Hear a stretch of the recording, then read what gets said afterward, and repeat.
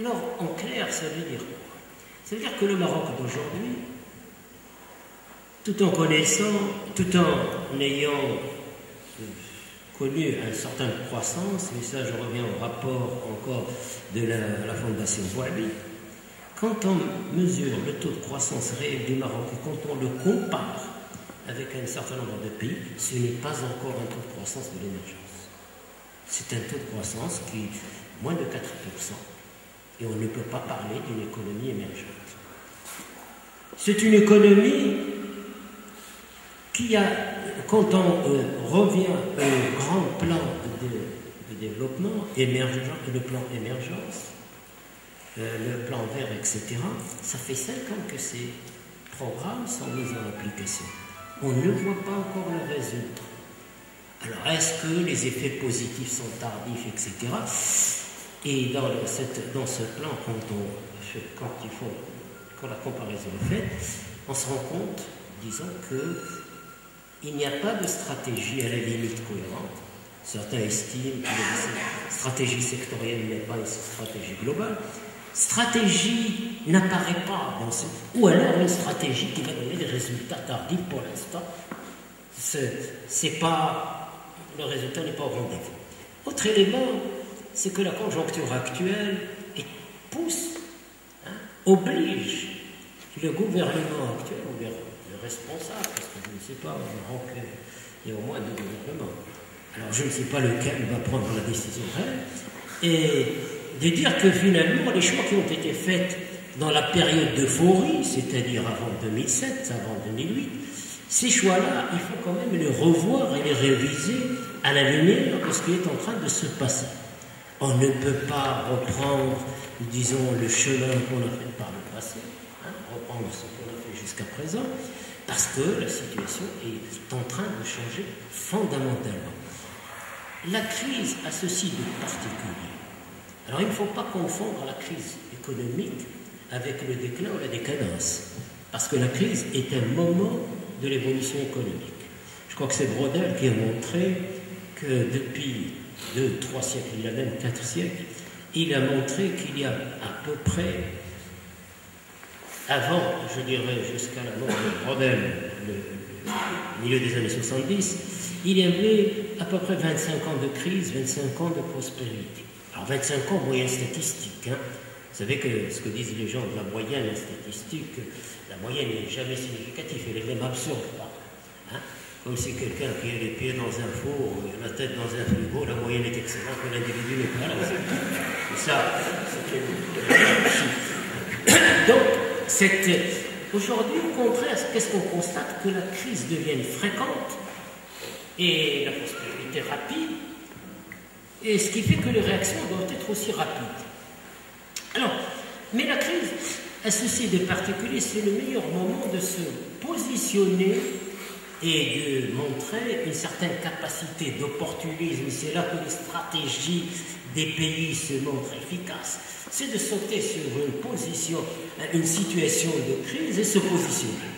D'ailleurs, les premières crises ont fait, des 19e siècle, ont fait sortir, avant c'est bien entendu la Grande-Bretagne qui dominait, la première crise a fait sortir les États-Unis, la seconde l'Allemagne, et puis les crises des années 80, des années 70, c'est le Japon qui a émergé, et maintenant la mondialisation, c'est la Chine, l'Inde, etc. Alors, c'est-à-dire que la crise est un bon moment quand on est prêt. Alors, cette préparation peut venir de quoi? La capacité d'anticiper les événements, c'est d'abord, encore une fois, dans l'investissement du capital humain, c'est-à-dire former des gens capables de se positionner rapidement. C'est ce qu'on appelle aujourd'hui la flexibilité intellectuelle. Je ne parle pas de la flexibilité uniquement économique, c'est cette capacité à former, cette capacité à retrouver, à se positionner en partant de ce principe, mais en ayant une stratégie, une visibilité, et c'est des choses qui ont du mal je dirais, à exister au Maroc. Alors, nous avons un nouveau gouvernement et nous sommes en train de parler de changements, etc. Moi, quand j'ai écouté le Premier ministre il y a 2 jours, j'étais quand même, je vous l'avoue, j'avais le sentiment que le Maroc a relativement régressé. Pourquoi? C'est-à-dire qu'au moment où le monde avance vite, nous sommes, nous, au stade des certitudes. J'ai même écrit un article, un discours de certitude dans un monde d'inquiétude. Hein? Le monde d'inquiétude, quand on est dans un monde d'inquiétude, c'est un monde de doute. Le monde de doute suppose évidemment de l'imagination, de la créativité. Il s'agit de réagir. On ne réagit pas avec des certitudes toutes faites. Et c'est ça ce qui m'inquiète. Le Maroc d'aujourd'hui est en face des doutes, d'un monde dans lequel nous vivons. Ce n'est pas seulement chez nous, mais partout dans le monde. Ajoutez à cela, évidemment, l'appartenance à un espace qui est aujourd'hui en train de bouillonner, de changer.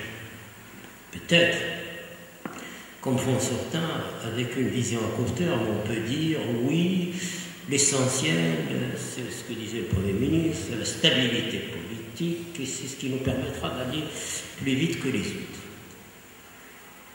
Il m'est arrivé de lire l'histoire. J'aime bien lire l'histoire. Je ne prétends pas être historien, mais j'ai rarement vu un pays qui a évolué de cette manière. C'est-à-dire qui était plus lucide que les autres, qui a laissé les autres fondre leur fantasia, et qui, lui, allait directement vers le développement sans trop de vagues, etc. Je ne connais pas ce pays, et j'avoue humblement, si quelqu'un peut éclairer ma lanterne, je serais ravi.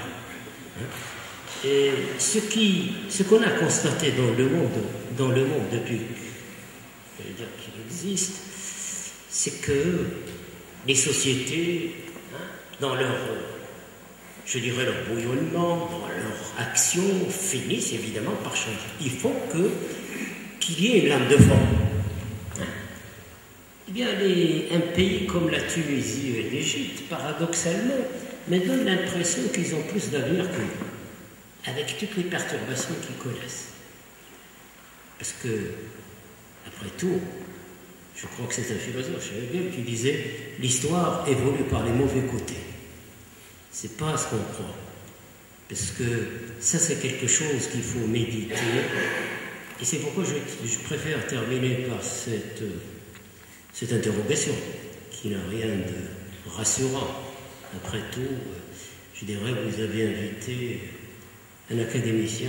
Un académicien, c'est quelqu'un qui a tendance à dire un certain nombre de choses. Il a même tendance à faire part de ses inquiétudes au public. Et c'est ce que j'ai essayé de faire. Et je vous remercie de votre attention.